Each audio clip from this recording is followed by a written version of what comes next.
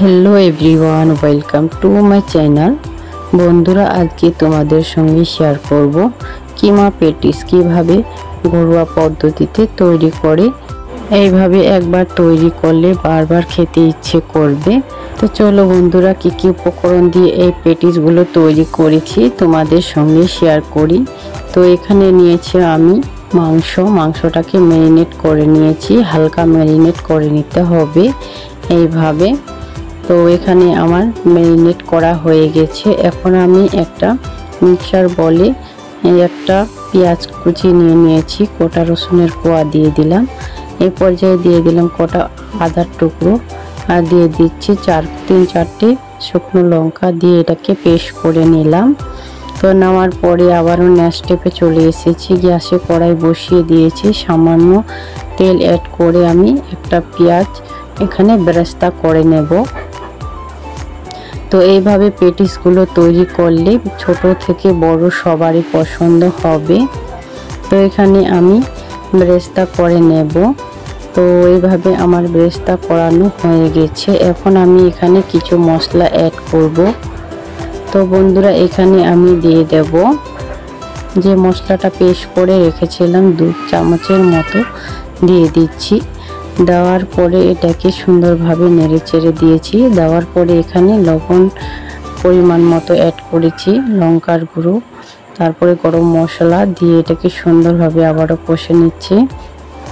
তো মশলাটা আমার কষানো হয়ে গেছে। এখন আমি মাংসগুলো দিয়ে দিলাম। তো মাংসটাকে সুন্দরভাবে এইভাবে কষে নেব। এই পর্যায়ে আমি আরও অ্যাড করব হলুদের গুঁড়ো 1/2 চামচের মতো। তো এটাকে করার পরে আমি সুন্দরভাবে এটাকে কষে নেব। তো এইভাবে পেটিসগুলো আমি তৈরি করেছি মাংস দিয়ে। তো বন্ধুরা, এইভাবে তৈরি করার পদ্ধতিতে তোমাদের কেমন লেগেছে কমেন্ট করে অবশ্যই জানাবেন। এখানে আমি একটা প্লেট নিয়ে নিয়েছি। নেওয়ার পরে এখানে নিয়ে নেব 1.5 কাপের মতো ময়দা। তোমরা চাইলে এই কাজটি আটা দিয়ে করতে পারো। তো আমার হাতের কাছে ময়দা ছিল, 1.5 কাপের মতো ময়দা নিয়ে নিয়েছি। নেওয়ার পর এখানে স্বাদ মতো লবণ দিয়ে দিলাম, আর দিয়ে দিয়েছি 2 চামচের মতো চিনি। দেওয়ার পরে এখানে 3 চামচের মতো সাদা তেল অ্যাড করেছি। করার পরে এটাকে হাত দিয়ে সুন্দরভাবে মেখে নেব। এটা সুন্দরভাবে মেখে নিতে হবে বন্ধুরা।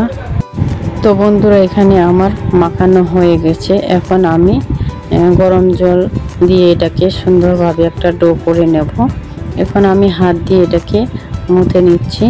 গরম জল দেবেন, একবারে জলটা দিতে যাবেন না, একটু একটু করে দিয়ে আটার মতো যেরকম রুটি বেলছো সেরকম ডো করে নেব একটা।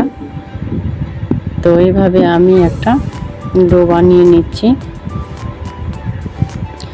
তো এখানে আমার ডোটা হয়ে গেছে। তো বন্ধুরা, আমি ডোটা থেকে 4টা লিচি করে নিয়েছি। তো এখানে একটা লিচি বেলিয়ে তোমাদেরকে দেখিয়ে দিচ্ছি।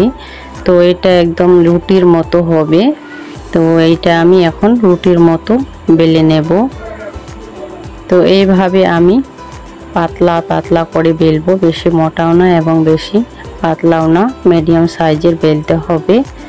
তো এইভাবে আমি পুরো 4টে রুটি বেলে নিয়েছি। এখন এক এক করে 4টে রুটি দিয়ে দেব, এইভাবে দিয়ে দিতে হবে। তো বন্ধুরা, এইভাবে আমি 4টে রুটি দিয়ে দিচ্ছি, তোমাদেরকে দেখিয়ে দিচ্ছি। এইভাবে দিয়ে দিয়েছি আমি। এখন আমি ছুরির সাহায্যে সুন্দরভাবে চারদিকে কেটে নেব।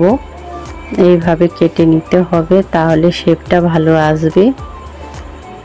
তো এইভাবে বাচ্চাদেরকে সকাল বিকালে বায়না করলে তৈরি করে ঘরোয়া পদ্ধতিতে দিতে পারো।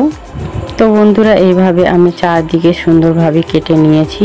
নেওয়ার পরে মাঝখানেও কেটে দিয়েছি, দেখতেই পাচ্ছ। এইভাবে চারদিকে 4টা সুন্দরভাবে শেপ করে নিয়েছি। তো এইভাবে শেপ করার পরে আমি একটা একটা করে একটু করে ময়দা দিয়ে এটাকে সুন্দরভাবে আবারও বেলে নেব হালকা হাতে। তো এইভাবে হালকা হাতে বেলে দিলে সুন্দরভাবে শেপ হয়ে যাবে। তো এইভাবে আমার তৈরি করানো হয়ে গেছে। এখন আমি এর উপরে কিমা দিয়ে দিচ্ছি। তোমরা চাইলে এই রেসিপিটি ডিম দিয়েও তৈরি করতে পারবে। তো এইভাবে আমি লাগিয়ে দিচ্ছি। তোমরা চাইলে এখানে যে কোনো শেপ দিতে পারো। তো আমি এটা শেপ দিচ্ছি। তো বন্ধুরা এইভাবে আমি সবগুলো তৈরি করে নেব একইভাবে। তো এখানে আমার সবগুলো তৈরি করানো হয়ে গেছে, দেখতেই পাচ্ছ। তো বন্ধুরা এইভাবে আমি এখানে গ্যাসে কড়াই বসিয়ে তেল গরম করে নিয়েছি। নেওয়ার পরে পেটিসগুলো সুন্দরভাবে উল্টে পাল্টে ভেজে নেব। তো তেলটা একটু উপরে দেওয়ার চেষ্টা করবেন, তাহলে ফুলকো ফুলকো হবে আর ভিতর থেকে ক্রিস্পি হবে। তো এইভাবে আমি ভেজে নিচ্ছি। বন্ধুরা এখানে একটা জিনিস খেয়াল রাখার চেষ্টা করবে, গ্যাসটাকে লো ফ্লেমে রাখার চেষ্টা করবে, তাহলে ভিতর থেকে ক্রিস্পি হবে। তো এখন আমি এইভাবে ভেজে নিচ্ছি উল্টে পাল্টে সুন্দরভাবে।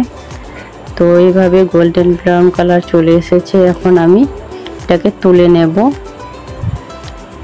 এইভাবে আমি সবগুলোকে একইভাবে তৈরি করে নিয়েছি। তো বন্ধুরা আমার এই কিমা পেটিস কেমন লাগলো কমেন্ট করে জানাতে ভুলবেন না।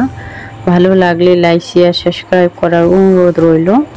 আর কে কোনখান থেকে দেখছেন কমেন্ট করে অবশ্যই জানাবেন, যাতে তোমাদেরকে ধন্যবাদ দিতে পারি। তো বন্ধুরা দেখতেই পাচ্ছ কতটা সুন্দর হয়েছে এবং ভেতর থেকে ক্রিস্পি হয়েছে।